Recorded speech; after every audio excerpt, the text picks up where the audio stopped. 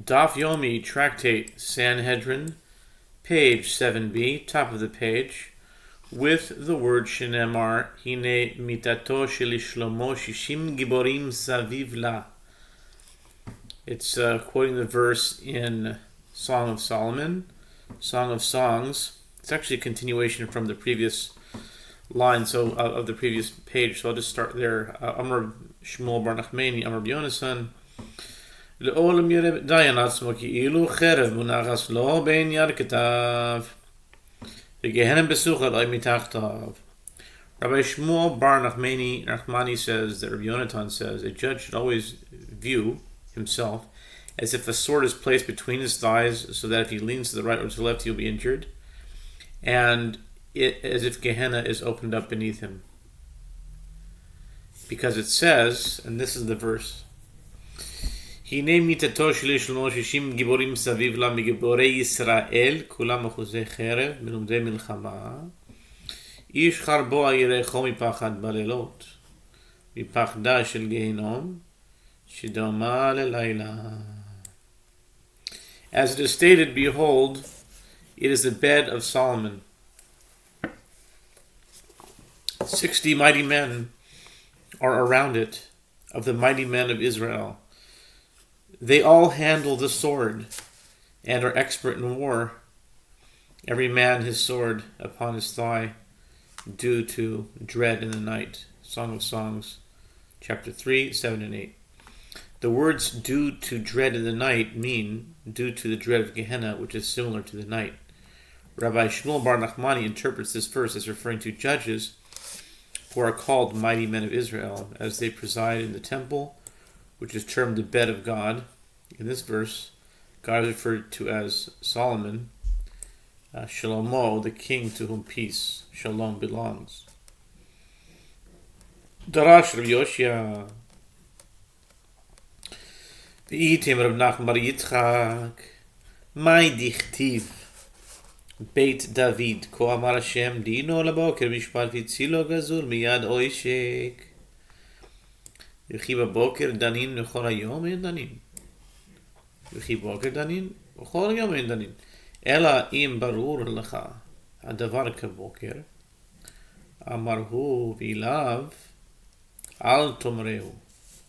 רבי חייא בר אבא אמר רבי יונתן מהכה, אמור לחוכמה אחותי את, אם ברור לך הדבר כאחותך, שהיא אסורה לך, אמרהו. Rabbi Yehoshua, and some say Rav Nachman bar Yitzchak, interpreted a verse homiletically. What is the meaning of that which is written, House of David, so says the Lord, execute judgment in the morning, and deliver the spoils out of the hand of the oppressor? Jeremiah 21:12. And is it so that a court may judge in the morning, and all the rest of the day a court may not judge? Why does the verse specifically relate to judging in the morning?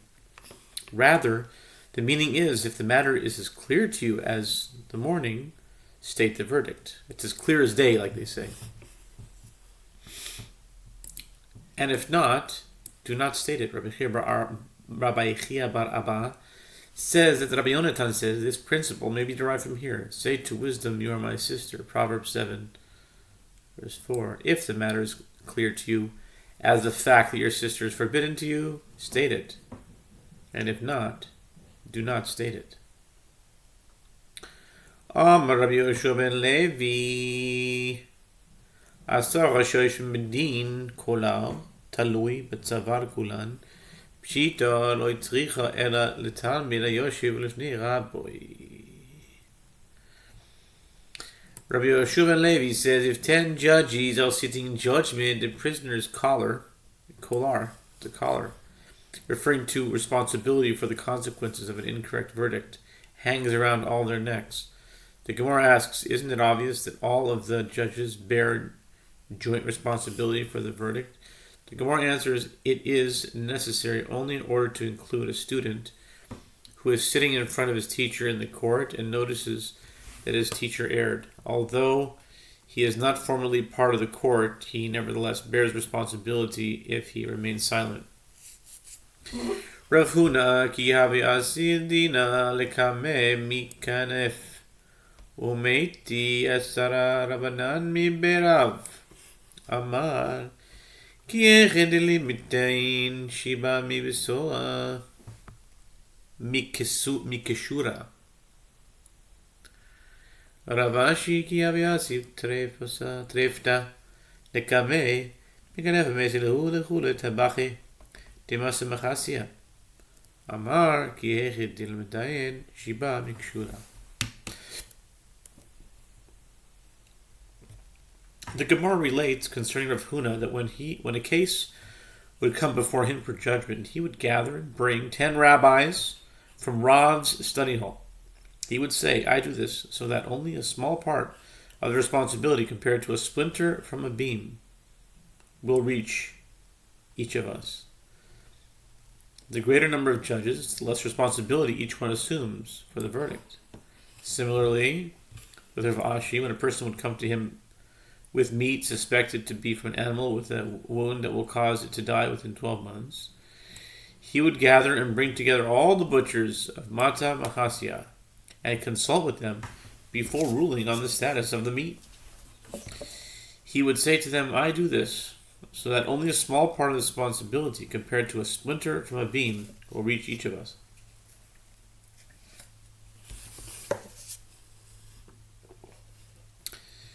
Kiyas Rav Dimi.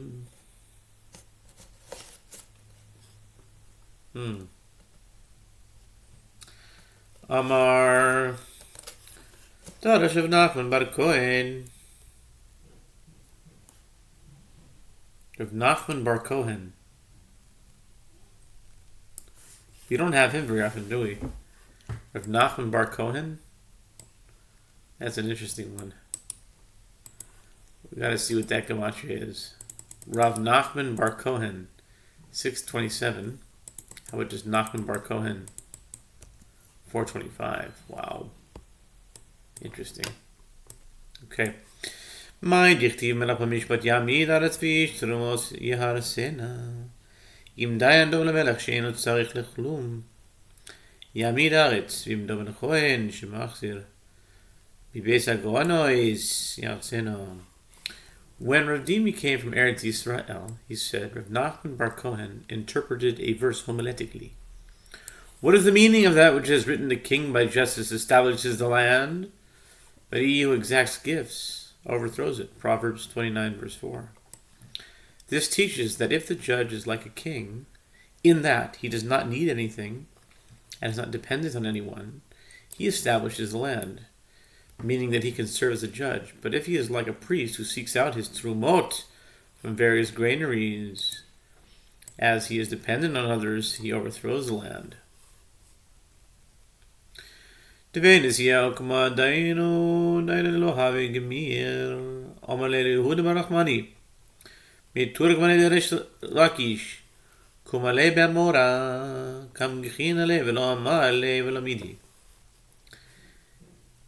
In the house of the Nasi, they appointed a judge who was not learned. This judge said to Yehuda bar Nachmani, who was the interpreter of Reish Lakish, and whose role was to repeat and explain the sage's lectures? Stand over me as an interpreter, and I will lecture. Yehuda bar Nachmani arose and bent over him in the conventional manner to hear the judge's words, and being ignorant, the judge did not say anything to him.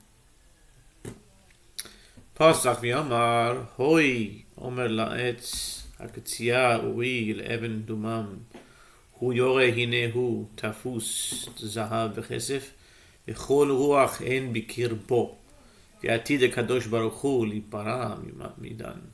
Shneimar, v'Hashem behechal kadsho has mipanav kol haaretz. The interpreter began and said, the verse states, woe to him who says to the wood, awake, and to the dumb stone, arise. Can this teach? Behold, it is overlaid with gold and silver, and there is no breath at all in the midst of it. Habakkuk 2:19. So is this judge appointed to teach the public for gold, meaning for payment, but no more qualified than wood and stone. And in the future, the Holy One, blessed be He, will punish those who appoint such judges, as it is stated in the next verse, but the Lord is in his holy sanctuary. Let all the earth be silent before him. Habakkuk 2:20. God, who is above everything, will judge those responsible for such appointments. Amarish Lakish. כל המעמיד דיין על הציבור שאינו הגון כאילו לא תאשר בישראל שנאמר שופטים ושוטרים תיתן לך ושמיך לה לא תיטע לך אשרה כל העץ. אבל רש"י ובמקום שיש תלמידי חכמים כאילו לא טוי עץ המזבח שנאמר עץ המזבח השם אלוקיך. Rish Lakish says, with regard to anyone who appoints over the community a judge who is not fit, it is as though he plants a tree used as part of the idolatrous rites. Among the Jewish people, as it is stated, you shall make judges and officers for yourself. Deuteronomy 16:18, and juxtaposed to it, it is written, you shall not plant yourself in a share of any kind of tree. Deuteronomy 16:21, by implication, appointing unfit judges is akin to planting a tree for idolatry. Rav Ashi says, and in a place where there are Torah scholars, it is as though he planted the tree next to the altar, as it is stated, you shall not plant yourself in a sheirah, beside the altar of the Lord your God. Ketiv, lo ta'asuniti, Elohei kesef Elohei zahav, Elohei kesef Elohei zahav, delo avdi, ha de'eth shari. Amar Rashi, Eloha haba bishvil kesef, Eloha haba bishvil zahav. It is written, you shall not make me gods of silver and gold. You shall not make with me, Lusatun iti, with me, gods of silver and gods of gold. Exodus 20:20. The Gemara asks, is it gods of silver and gods of gold that you may not make, but gods of wood are permitted? Rather, Rav Ashi says this verse discusses a judge called Elohim who comes is appointed due to payment of silver and gold.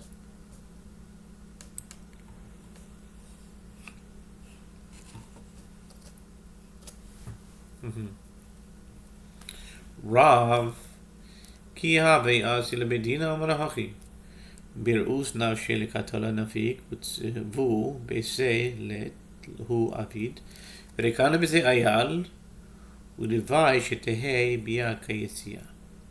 The Gemara relates that Rav, when he would come to court to judge a case, he would say this about himself: by his own will he go out to danger of death. As a judge who misjudges a case is liable to receive the punishment of death at the hand of heaven. And he does not do what is necessary to provide for the needs of his house, and he enters his home empty-handed because a judge does not receive a salary. He said, if only it should be so, that his entry into his home will be the same as his departure, without sin or transgression.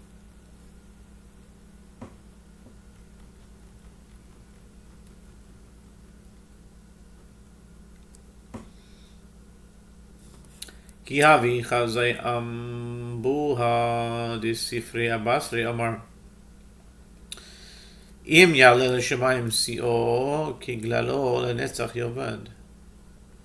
yoved mar zutra chasida ki havo mechatvele bishabta derigla amar hachi ki lo leolam chosen v'im nezer ledor v'dor. In a similar demonstration of humility, when Rav would see a convoy of scribes, Ambuha de Safri, a convoy of scribes, following after him to honor him, he would say, though his excellency mount up to the heavens, and his head reach the clouds, yet he shall perish forever like his own dung. They who have seen him shall say, where is he? Job 20:6-7. It is said of Mar Zutra the pious that when the people would carry him to his lectures on their shoulders during Shabbat of the festival, he would say this to avoid becoming arrogant: for power is not forever, and does the crown endure for all generations? Proverbs 27:24. Darash bar kapara Mina Hamir Sadyam Rabbaran Heavy Metunim Adin דכתיב לא תעלה במעלות וסמיך לה ואלה משפטים. אמר רבי אליעזר, מניין לדיין שלא יפסע על ראשי עם קודש, שנאמר לא תעלה במעלות מזבחי, I think it is, וסמיך לה ואלה משפטים. Bar Kapara taught based on a homiletical interpretation of a verse. From where is this matter that the sages stated derived? Be temperate in judgment. Avot 1:1, as it is written, neither shall you go up by steps to my altar, Exodus 20:23. Meaning, do not ascend hurriedly and juxtapose to it as written, now these are the ordinances that you shall set before them. Exodus 21:1. Rabbi Eliezer says, from where is it derived that a judge may not step over the heads of the sacred nation, walking among those assembled for the lecture, who would sit upon the floor in such a manner that he has the appearance of stepping on them?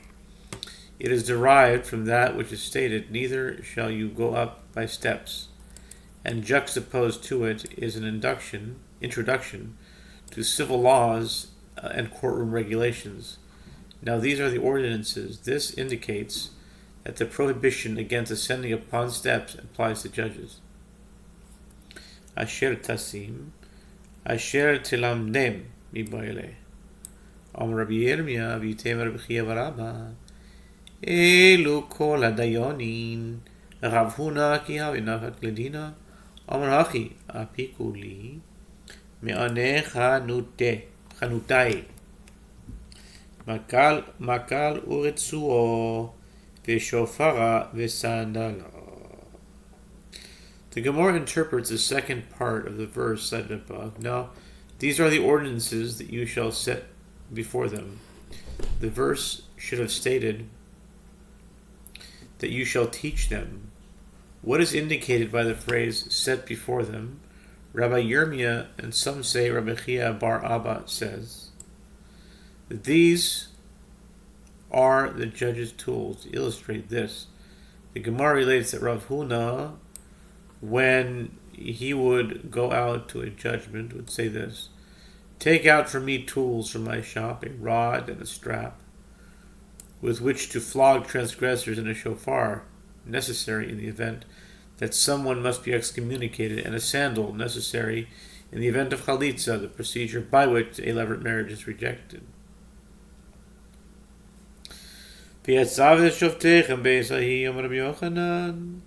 כנגד מקל רצועות אזוריז, שמוע בין אחיכם ושפטם.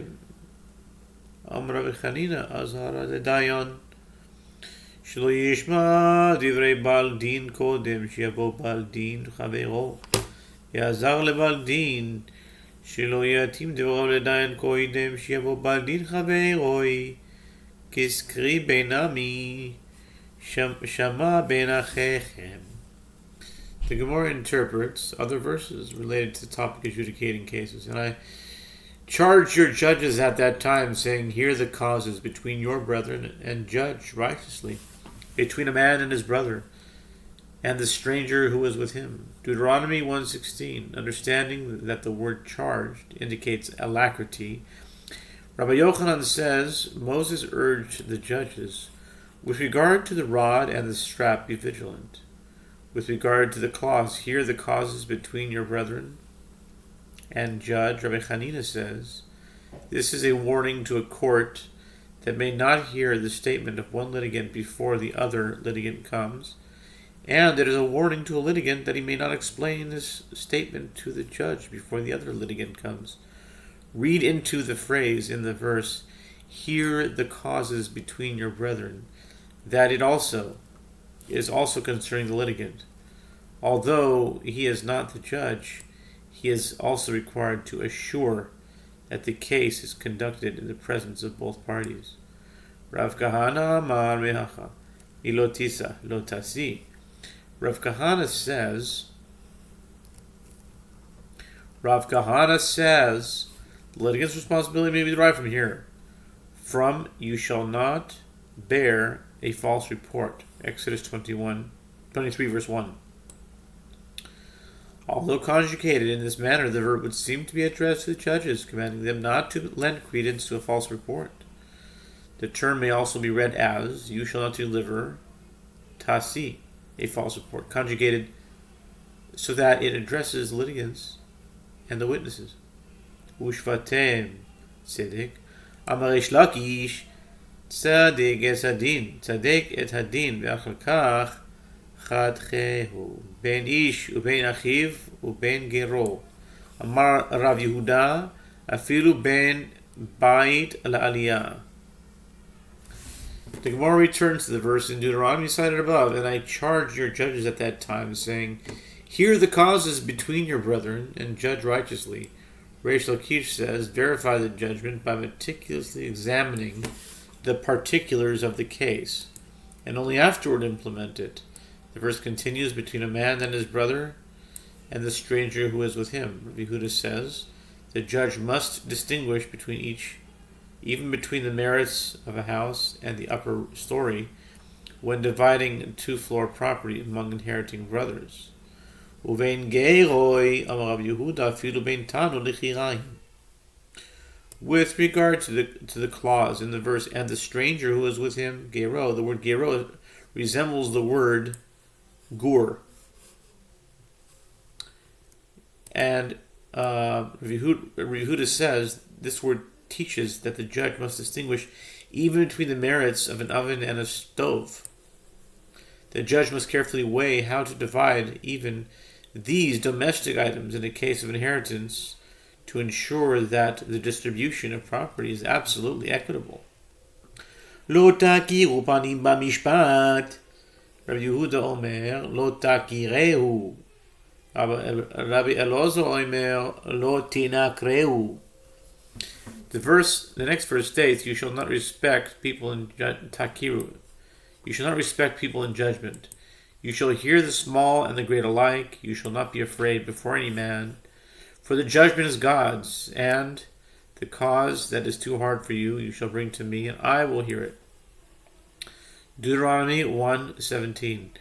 Rabbi Yehuda says, do not recognize takirehu, do not acknowledge that the litigant, do not acknowledge the litigant as a friend in your role as a judge. Rabbi Elazar says, even if he is your opponent, do not estrange him in such a way as to prejudge him as liable, but treat him as though you do not know him at all.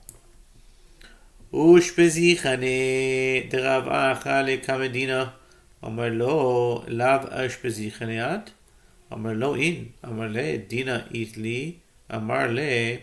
So this is starting the story, and we'll have to continue this in the next daf, but here it is. Rav's host, Ushpazichne, with whom he would stay occasionally, came before him for a judgment. Rav said to the host, are you not my host? He said to him, yes, I am. The host then said to him, I have a dispute with another that needs a judgment. Rav said to him, it's a cliffhanger, and stay tuned for tomorrow's talk.